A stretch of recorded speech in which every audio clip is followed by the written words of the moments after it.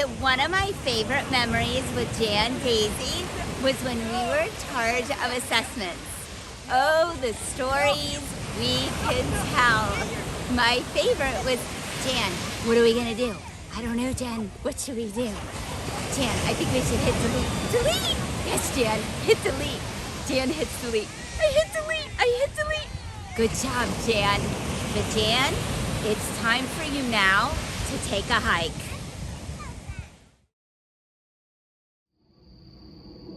Hey Jan, greetings from the middle of a state park near you.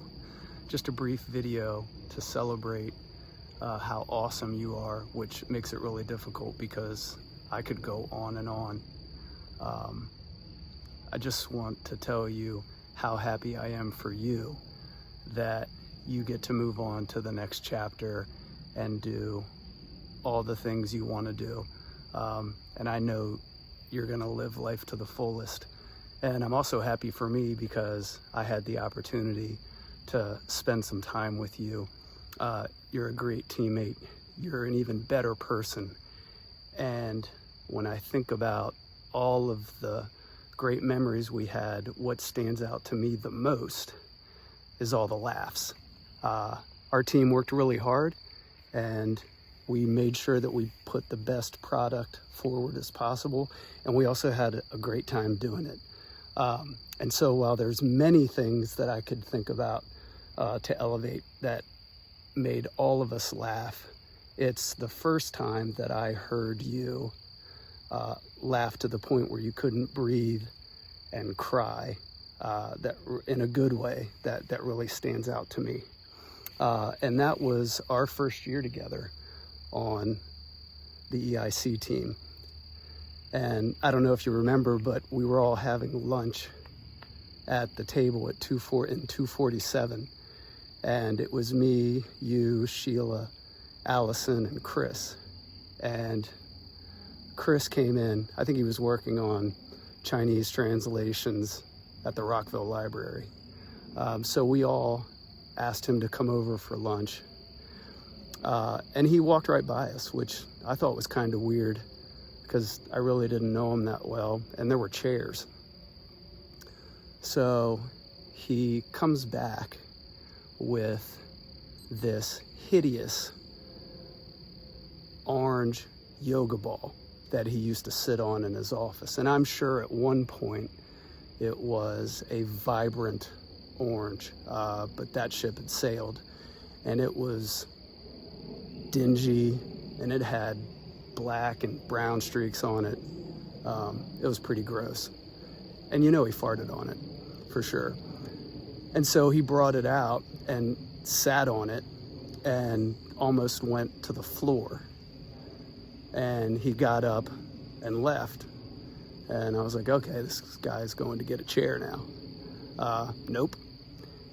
He came back with a straw and dropped to his knees and just went to town blowing up this disgusting raggedy orange yoga ball. And I got to give him credit because he was getting after it for about 30 seconds, and then he finally got tired, and for some reason, out of all the people to ask, he looked up at me and said, hey, will you come down here and help me blow this thing up? And I said, there's not a day in ends in Y there where that's going to happen, buddy. It was a great memory, tons of laughs, and I'd love to share more, but right now it's time for you to take a hike. Hi, Jan. Bentley and I just wanted to say hi. Hi, Jan. There are just absolutely so many memories that I have that I am going to cherish forever. I mean, meeting you when I was just uprooted to go to Daly in 8 weeks into school, and being able to learn from you and being so like loved and accepted by the people at Daly, and then being my support. I loved asking for you to come help me on a Friday afternoon, and I loved that it was a good stop for you, but also enjoying our time together. Yeah, Bentley, you like that too? I also, I think though, I kind of have two top memories for you. One is that, you know, it's really because of you that I joined the math team.